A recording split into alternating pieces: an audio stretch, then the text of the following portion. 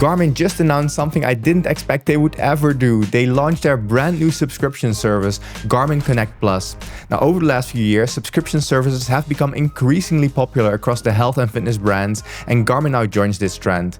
But does this really align with what we know and love about Garmin? In this video, I'll walk you through what this Garmin Connect Plus includes, feature by feature, objectively I hope and clearly, and afterwards I'll share my honest thoughts on this new direction. So let's dive right in. So first, what exactly is this Garmin Connect Plus? Well, Garmin Connect Plus is an optional premium subscription now available within the Garmin Connect smartphone app, which until now has always remained totally free. So all functionalities before were free, now part of them are paid. Garmin says that all current features in Garmin Connect will continue to be completely free. Connect Plus is just an additional layer of advanced premium features, which according to Garmin basically offers users even deeper insights into their health and fitness. By the way, for those of you who don't know me, my name is Rob and I'm a postdoctoral scientist specializing in biological data analysis. Now let's start by going through the new features it includes. The first new major feature is called Active Intelligence. This is powered by artificial intelligence or AI. We've heard that term a lot nowadays and more apps are including it. And Garmin says it provides personalized insights and practical suggestions based on your unique health, fitness and activity data. What is interesting here is that Garmin says that the AI learns more about you over time, adapting its recommendations as it becomes more familiar with you and your personal goals. I'm personally a fan of using AI in different aspects of my life, and I think it can be helpful if implemented well. We still have to see if this works well in the long run in the Garmin app, since I've only just been able to start testing it. The insights so far haven't been groundbreaking for me, but they also say it takes some time for it to learn more about me, so we really need a bit more time for the AI to train on my data to say anything conclusive. In general, with the whole AI movement, we have to see how things go. I can imagine a future where instead of having AI integrated into every app and every website separately, we have some general purpose AI that has access to all of our data and can provide more holistic advice that way. This kind of app intrinsic AI that the Garmin Connect Plus app provides might become redundant over time, though of course with the current trend in AI, it makes sense that Garmin includes it for now, and it might just be useful in the short term or maybe in the long term, we have to see. I personally just wonder if this kind of disconnected AI for all aspects of life is optimal and sustainable in the long run. It would actually make sense if the AI could also, for instance, access my calendar, my running schedule in my Runner app, and a bunch of different things about my life. If I'm injured, have a doctor's appointment or whatever, and can take all of that into account in making these decisions instead of just the health and fitness data in the Garmin Connect Plus app. But that's really something for the long run and not Garmin specific. So for now, the Garmin Connect Plus AI could be interesting, but we really have to see how it develops over time. The next feature that is only available in the Connect Plus app is the performance dashboard, which as far as I understand is only available online, not in the app directly. This is basically a comprehensive new way to view your fitness and health information. You should be able to create fully or at least largely customizable charts and graphs that clearly show your progress, help you spot trends, or even reveal areas needing more attention. You can easily compare different kinds of data across various time periods, for instance, to better understand your training. Now this is very nice and this is something I could really play with for hours. I just wonder how many people actually want to do this, know actually what to look for, and if this kind of thing actually becomes less and less relevant as AI gets better and just shows us exactly the data we need instead of us having to go through everything. For instance, if the AI already spots some kind of correlation or a break in a trend, it can actually tell you this is happening and you wouldn't have to figure it out for yourself. But this is just what I hope things will be going to. I personally find it really interesting to look at the data this way, though I code myself, so I wouldn't need this kind of dashboard. But for somebody who doesn't want to code and does want to look at all the data in the way they want to look at it, this new dashboard provides a much more customizable overview compared to the standard Connect app. Garmin Connect Plus also introduces something now called live activity. This is specifically more for indoor workouts, so when you begin an exercise session on your Garmin watch, your compatible smartphone immediately displays your real-time heart rate data, your pace data, repetitions, sets, videos with guidance and much more. You can also pause, edit and resume your workouts directly from your phone. Now this basically turns your smartphone into an exercise dashboard. For me so far this isn't something I would really use. I tried it, it wasn't really that useful for my particular use cases. I don't need more guidance on my phone for indoor workouts. Just for context, when I go running outside, for instance, I personally use the Runner app myself as my running coach that actively guides my runs. Affiliate link below if you want to check it out. And that actually seamlessly pairs with my Garmin watches, and I prefer to run outside as much as possible. So for me, this new feature isn't that valuable. Of course, for you, it might be the thing you're looking for, but just be aware that it is relatively limited in my opinion. I personally just prefer getting my notifications on the watch anyway, also for indoor exercises, for instance, when I have to change my pace, but this is very personal. I could imagine that for some of you, it does add something to your experience, but at the moment at least, this is not for me. Another new feature Garmin introduced with Connect Plus is exclusive training guidance. For anyone using Garmin Run Coach or Garmin Cycling Coach plans, Connect Plus now provides additional exclusive content. You'll for instance receive extra educational videos and training advice from Garmin from one of their professional coaching experts. You should be able to get more out of your training plans that way. This kind of thing is really nice if you use the Garmin app for this already. This could be a real added benefit for some of you at least. This is again the type of thing that I think for many people will not matter too much, but for a select group of people has a lot of added benefits. Plus, managing and sharing these activities online becomes easier with the option to create your very own personalized live track profile webpage, which followers and supporters can visit. For me, this is real overkill because I typically just don't need anyone to be aware of my workouts. But again, I can imagine there's a select group of people that really welcomes this feature and it will be really valuable to them specifically. So again, it really depends on your personal situation and your preferences if you really need this. Now lastly, Garmin Connect Plus comes with expanded social and gamification features. This includes exclusive badges and special monthly challenges, providing additional motivation to push you harder, at least if you need that kind of thing. Garmin gave examples like their running climb challenge, which involves reaching a certain amount of meters of total ascent in a month, or a power cycling challenge, riding at least 4 hours monthly in a certain power zone. Plus, subscribers also get a bit more personalization like special badges or frames that enhance the appearance of their Garmin Connect profile. Again, maybe some of you like this. I don't like this kind of gamification too much, and I expect that even though Strava is admittedly making more and more unpopular decisions, this is still probably the app most people prefer for the social aspect of their workouts. Taking all this together, my feeling so far is that a select group of people will benefit quite a bit from Garmin Connect Plus, but only if you need the very specific things that it currently offers. I have more to say about that, but I'll get to that in a second. First, in terms of pricing, Garmin Connect Plus offers a 30-day free trial, which isn't a lot. I would like it to be a bit more.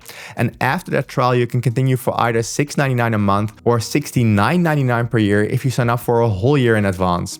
Again, just to reassure everyone, Garmin emphasizes repeatedly that all the existing features we use today in Garmin Connect, along with all your previously tracked data, will remain completely free. Connect Plus is purely an additional premium option for those who want even more. Alright, let's shift gears now, and here's my honest personal opinion on Garmin's decision and the future of Garmin Connect Plus. First off, even though I'm surprised, I'm not totally shocked Garmin decided to add a subscription service. This seems to be the way the entire fitness wearable industry is trending at the moment.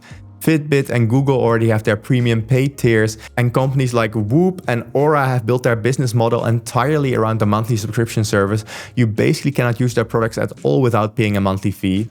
From a business perspective, subscriptions clearly help fund ongoing improvements and software features, so it makes some sense. However, personally, this kind of subscription model for watches somehow feels slightly less Garmin to me. Historically, what always made Garmin different in my opinion, and one reason why people are willing to pay premium prices for their smartwatches, is their exceptionally detailed software, solid ecosystem, and the fact that they didn't have these ongoing monthly fees for a great software experience. The extra upfront cost of a Garmin device then somehow implicitly justified the free continuous quality software updates in their ecosystem. Now that they've introduced Connect Plus subscriptions, especially when some watches like this Phoenix 8 already cost over $1,000 or close to it at least, can feel a bit frustrating and even excessive for some users, and to me also a little bit. Of course, Garmin isn't the only expensive hardware brand charging some kind of subscription fee. Companies like 8Sleep, for instance, do similar things with their relatively expensive products, and I also understand why subscriptions can help companies continue to develop features long after the initial purchase. And I have a few things to say about that in terms of Garmin and the general company and why it might be less important for them. But talking about Garmin's hardware first, let's first quickly summarize, based on my independent testing, what Garmin watches are generally good at, but also what they're not that good at.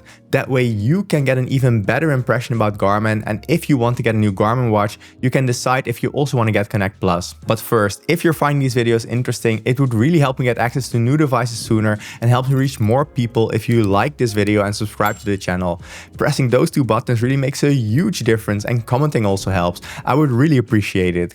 Garmin, for instance, has never sent me a watch before release, which is why my reviews are always later than those of other reviewers. Getting more subscribers and more likes is one way to convince them, but back to the video. And the first thing I want to look at is the GPS tracking performance of Garmin. I'm going to use the Garmin Instinct 3 as an example because that's the most recent device I tested, and I actually had all the satellite settings for the Instinct 3 set to the maximum, so we should get the best possible performance. Now the way we're going to test the GPS tracking performance is by cycling taking the exact same route multiple times. And if the signals are really close together and overlap really well, the GPS tracking is likely pretty good. But if they're far apart or maybe going through buildings, then maybe it's not quite as good. And we're going to look at two routes that I cycled, one cycling to work and one cycling back from work. And here we have the results for about 9-ish times I cycled to work. Let's count, 1, 2, 3, 4, 5. Yeah, 9 times I cycled to work. So each of these markers is a moment that the watch connected the GPS signal, and the different routes are indicated by the blue lines. Now, first of all, I always start my route on the corner right here. And the first thing I want to look at is how quickly is the signal acquired. So how far away from this corner are the different green markers, and they're quite close to it. So that's good. So the signal is acquired quite quickly, but let's now see if the signals overlap really well. By the way, one time I had to go down here first, so this is not a deviation of the Instinct 3, but I actually cycled a bit differently. But then I came back and took the exact same route. So here we still see a bit of deviation between the signals, but this quickly appears to get better. Right here it looks pretty good. One of the signals goes a bit through the buildings right here.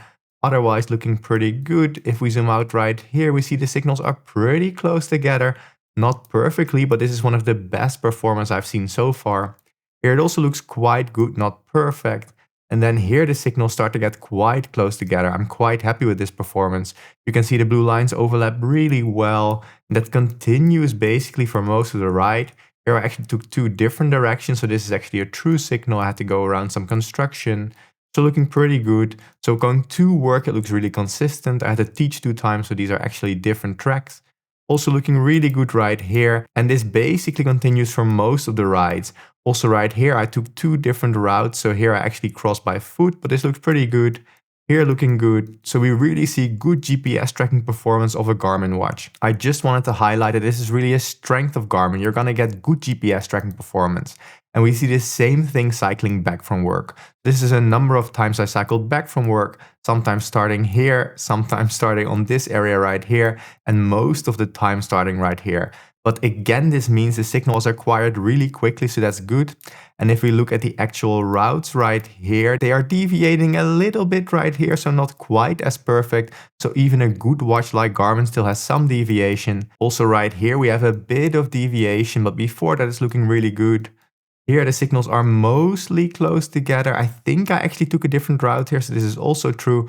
So the signals are a bit deviating right here. Still generally also quite good around the roundabout here, and it really seems quite good for most of the ride. Yes, there are some deviations sometimes. Again, these are actual deviations right here. So 2 different routes, either going right here or right here. But overall, one of the greatest strengths of Garmin watches is their GPS tracking performance. We can really see how close all these signals are right here. Yes, you will always get a bit of deviation. I might have also cycled just a few meters to the left or right. But overall, this is honestly very good, and Garmin watches are really top of the line GPS trackers, especially some of the higher end models. GPS tracking is one of the main strengths of Garmin in my testing. Basically, all Garmin devices perform very solidly when it comes to tracking your route, and they're one of the top brands out there. Another thing Garmin is great at is battery life, especially some of the higher end outdoor sport watches from Garmin can last for weeks, and the ones with solar can even recharge. But there are also a few things about Garmin watches that aren't that great. But first, are you interested in tracking your glucose levels and finding out which foods for you cause big glucose spikes? I personally use the Levels app for that, which I also use for my food tracking.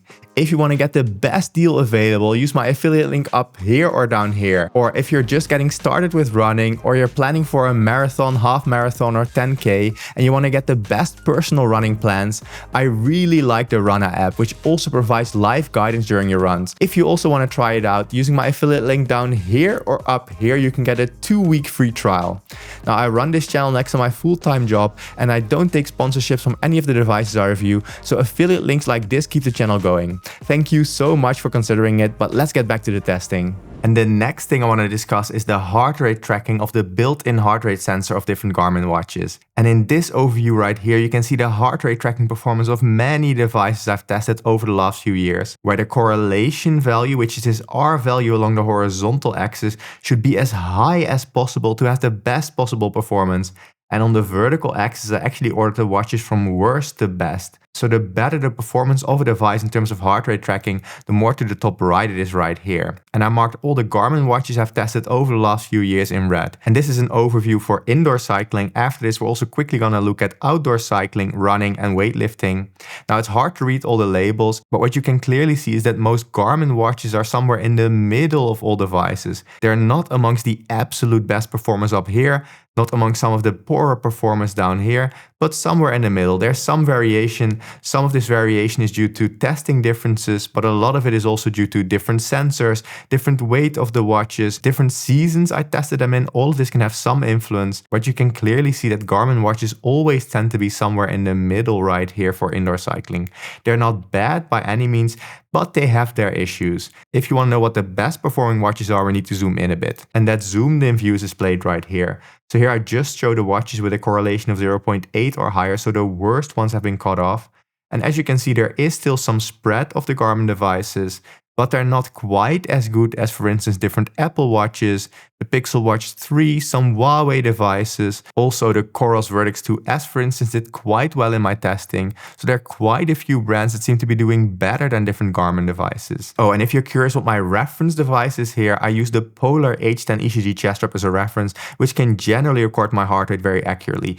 If you want the most accurate heart rate tracking out there, I would always recommend you get an ECG chest strap. So one of these sports straps you wear along your chest. There are some exceptions, but this is generally the best way to go. And that's why I used it as my reference. There have been a few scientific studies looking into this, and this is better than even some medical grade devices. Luckily, Garmin does allow you to pair most chest straps to it, but we'll get to that in a minute. Let's first look at the results for outdoor running. And the results for outdoor running are displayed right here with again the different Garmin devices marked in red. I actually forgot the Phoenix 7 right here. I should mention for outdoor running I tested fewer devices because I didn't use the Run as much as more of a recent development.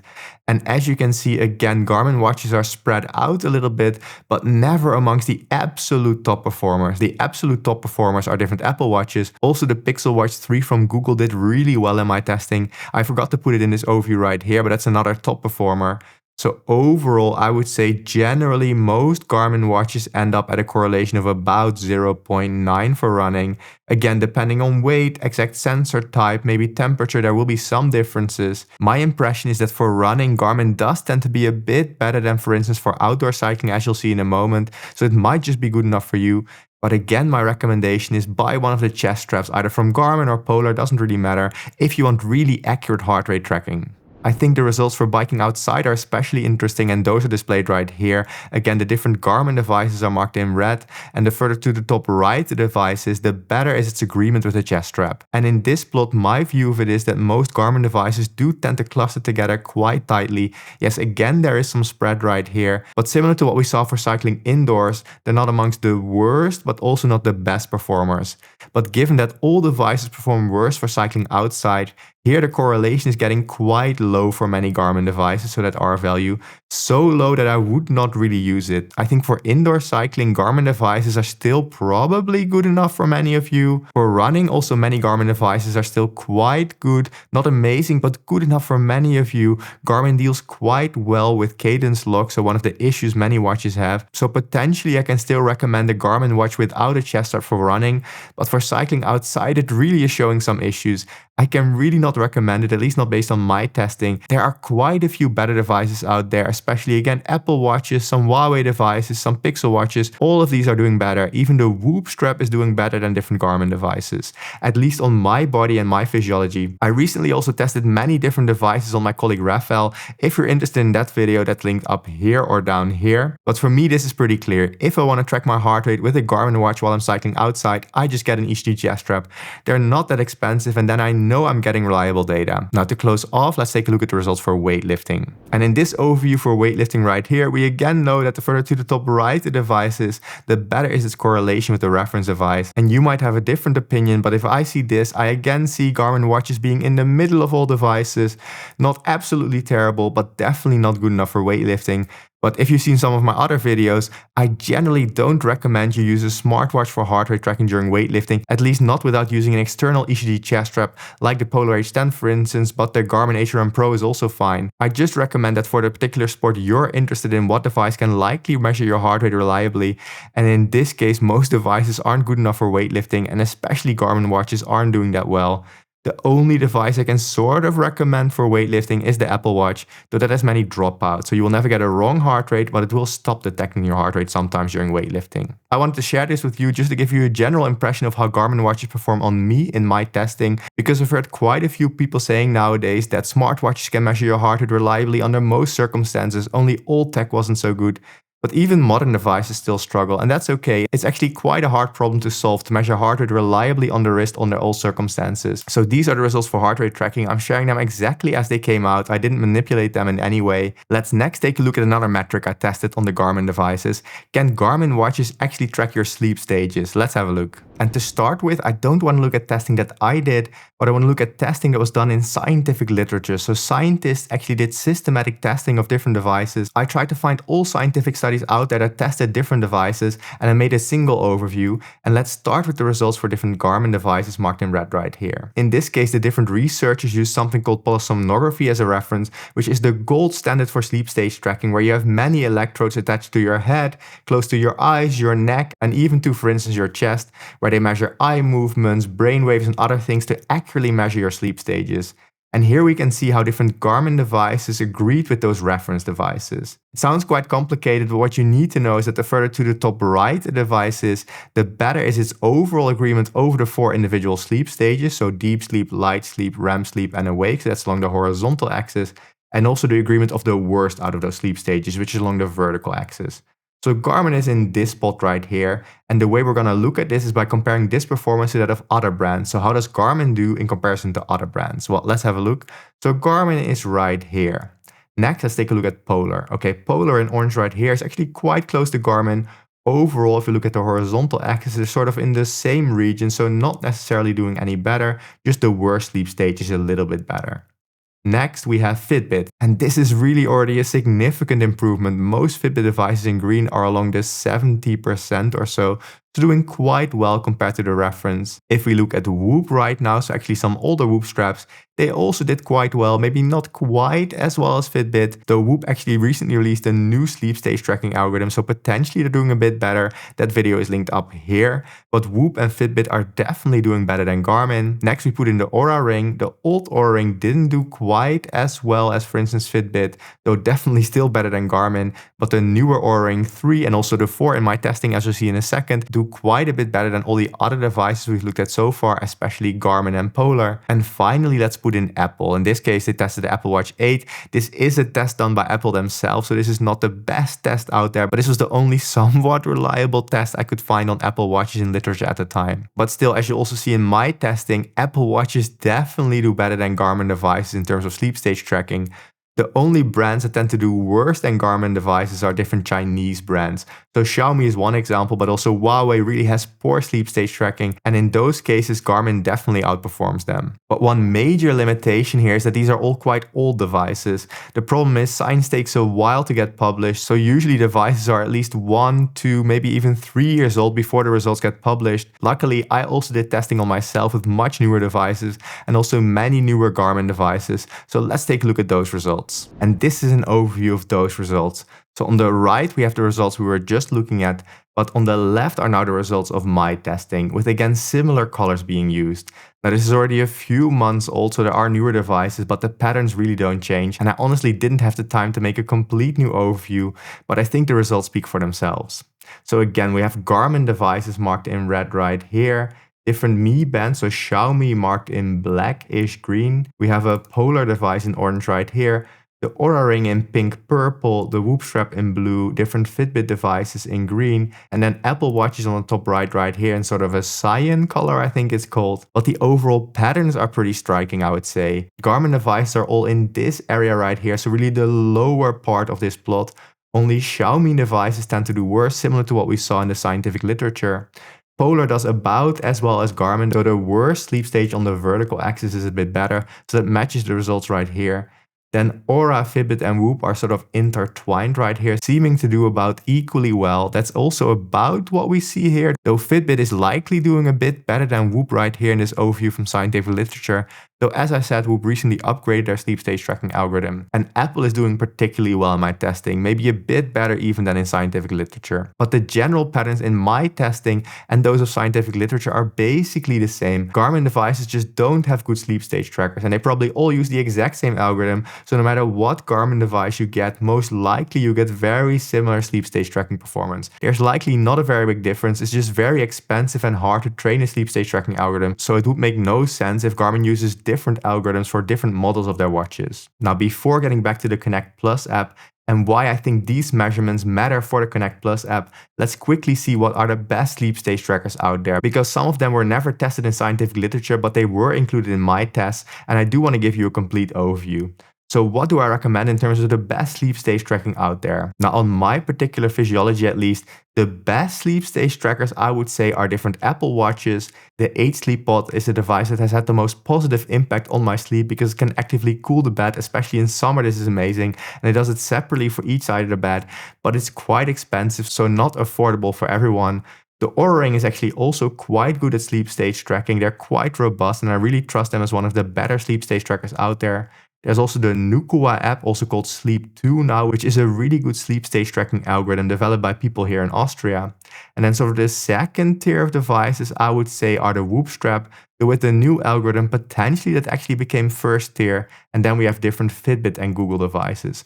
All Google devices also use the Fitbit algorithm, so no matter what Fitbit device you get or a Google Pixel Watch, you get similar or the exact same sleep stage tracking algorithm most likely. So if sleep stage tracking is important to you, it really depends on your goals and how much money you have, which one I would get. If you're an iOS user and you don't mind charging your watch every day and you have a decent amount of money to spend, then an Apple Watch is pretty good. It's a really solid product. If you have a lot of money to spend and you want to actively heat and cool the bed and also track your sleep automatically without wearing anything, then the 8 Sleep Pod, currently actually 8 Sleep Pod 4, would be my top recommendation. But it's really quite expensive, so take that into account. The Oura Ring is also quite good, but not that cheap. If you don't have that much money to spend, just search for a cheap Fitbit device and you'll get pretty decent sleep stage tracking. But as I said, I wouldn't recommend different Garmin devices for sleep stage tracking. It's just not the thing that Garmin has focused on. I also understand they're more of a sports brand instead of a health brand. So they're more and more moving into this, so I hope at some point they'll have an updated sleep stage tracking algorithm. But why do we actually care? This video was about Connect Plus, right?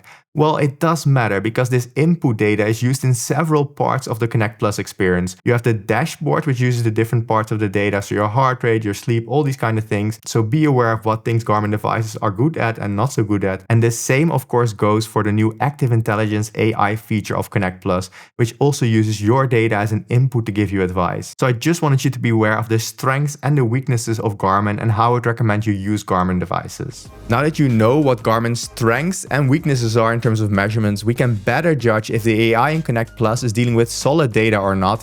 And also, if you make those kind of overviews in a new dashboard, you know if those likely contain valuable data. If you use a Garmin device for outdoor activities, I would recommend an ECG chest strap to get good GPS and good heart rate at the same time. Just be aware that the sleep stages in particular might not be very meaningful. To be clear, I have no big issue with Garmin offering a subscription if it's purely optional. And to Garmin's credit, the company clearly states that the key features we already know and appreciate in Garmin Connect remain completely free. So as of right now, I personally think that most of the people out there will likely not subscribe to Connect Plus, since the current free Connect app still provides everything most of us genuinely need. But here's my biggest worry about subscriptions in general. There's always a risk that future Garmin software update innovations might increasingly prioritize their premium Connect Plus tier. If the company invests less and less in the free tier going forward, then slowly but surely the gap between what you can access for free versus the Connect Plus starts to widen dramatically over time. If that gap becomes too large, users who've already invested heavily in expensive hardware might feel disadvantaged. Garmin hasn't indicated they'll do this, but it's something I and surely also others will watch carefully moving forward. If Garmin continues to provide frequent and meaningful software updates and improvements for the free tier, then the introduction of Connect Plus and my worries might be a non-issue. Garmin's track record has convinced me previously that they do care quite a bit about the user's long-term experience, so I remain optimistic but a bit cautious. So those are my thoughts, but what about you? What are your feelings on Garmin moving into the premium subscription territory? Maybe some of you have already subscribed to Connect Plus, or are you happier staying with the current completely free Garmin Connect experience? Let us know in the comments below. I would actually really be interested. Now, if you want to get sneak previews on my testing, consider becoming a YouTube member. And if you do decide to get a Garmin Fenix 8, for instance, a Whoop strap, an Aura ring, an H-Sleep Pod 4, another device, or anything at all on Amazon for that matter, even something as small as toilet paper, you want to support the channel and save some money,